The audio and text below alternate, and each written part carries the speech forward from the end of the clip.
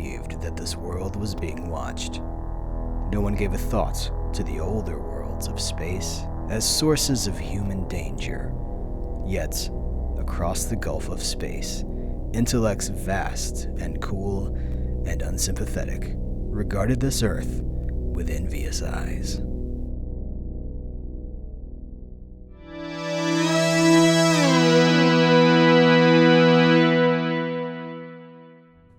Guys, what's going on? Welcome to Serial at Midnight. My name is Heath, and in this episode we are talking about one of the absolute stone-cold literary classics. We're talking about The War of the Worlds, the original H.G. Wells novel that changed everything.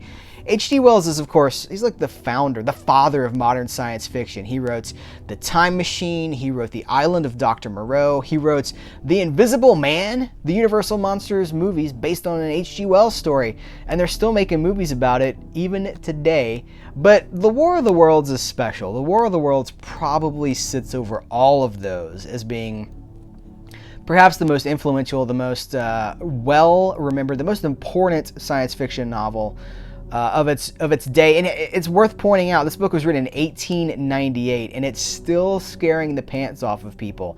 It's lost none of its power, none of its potency.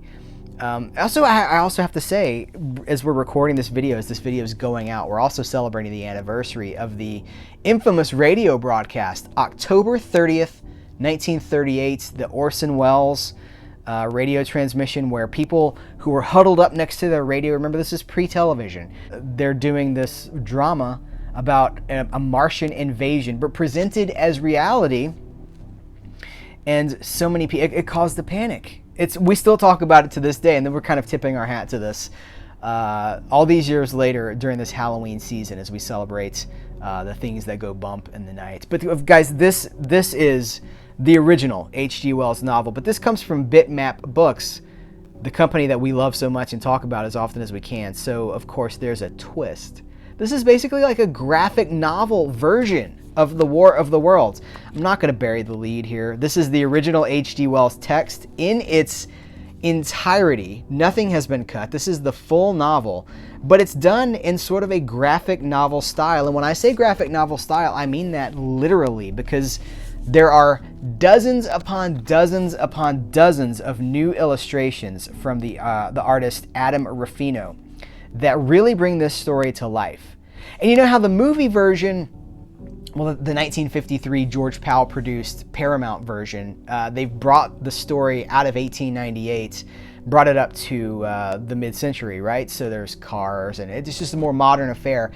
This brings it back. And of course, we have to talk about the Tom Cruise movie as well. Obviously, that brought things even further forward, Spielberg style.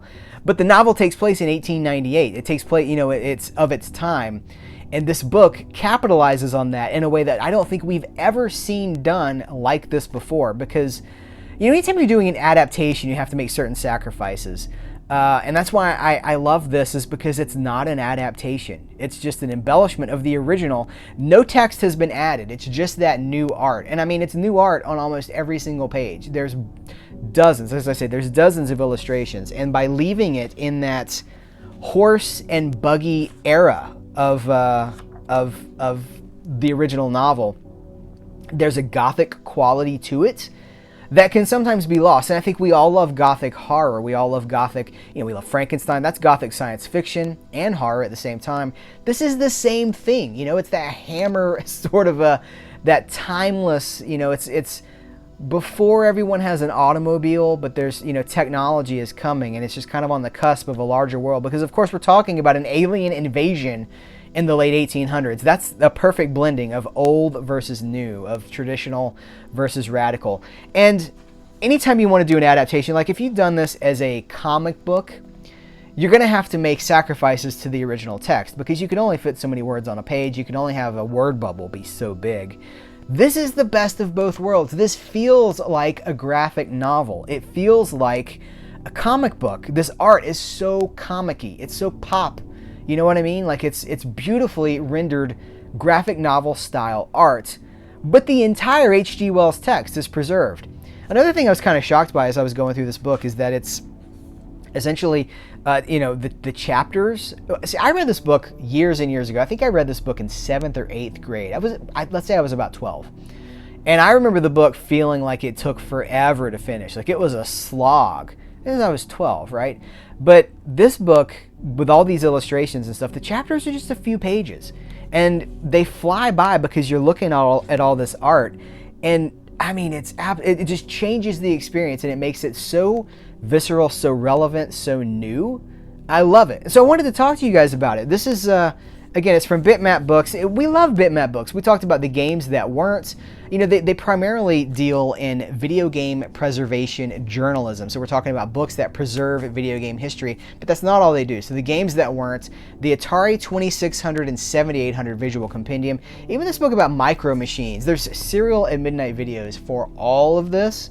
But as you can see, like, we're talking about video games and then micro machines and now War of the Worlds. Like, it's pretty clear that Bitmap Books is trying different things. They're just going after whatever's cool.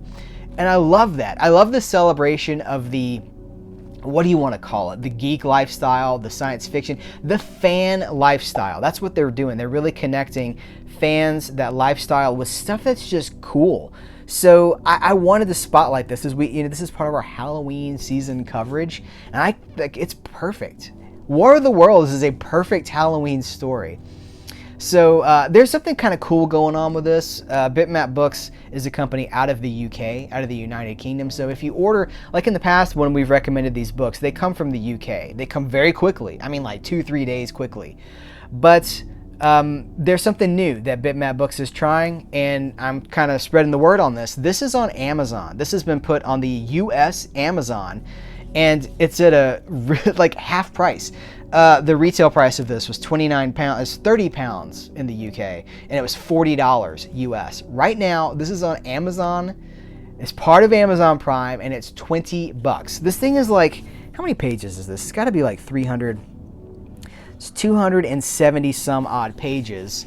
You guys know how expensive graphic novels and stuff are. $20 for the entire original H.G. Wells novel with all these new pieces of art from Adam Rufino. $20. So I really wanted to publicize this. I wanted to blast this out because I think it's amazing that this book even exists in the first place. Clearly, like, I respect this stuff. If you know Serial at Midnight, you do, you're watching this video. But like, we are always trying to shine a light and respect the classics. We are very, very much, it's pop culture and analog. That's the tagline, right? That means we are very much looking at the history. We're very much trying to shine a spotlight on the classic while keeping a foot in the modern. And I can't think of a better example of that than what I'm holding in my hands. So I wanted to support it. And I hope you guys support it too. Here's what I'm going to do. I'm going to put a link to this book on Amazon in the description of this video. So if you just scroll down under this video, there'll be a link to that on Amazon. I want to say, like, if you're interested in this, please do pick it up. I think this is kind of an experiment from Bitmap Books to kind of gauge interest in a Amazon US marketplace.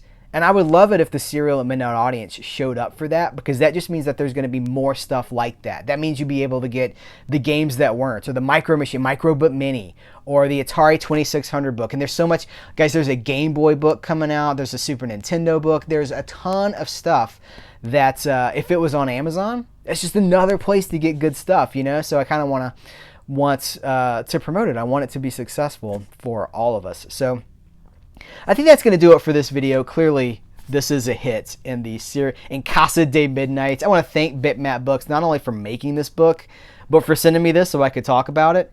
There is a copy over my shoulder. We have 2 copies of this. One of those will be given away. Keep your eyes peeled to if you're watching this in 2027, it's gone.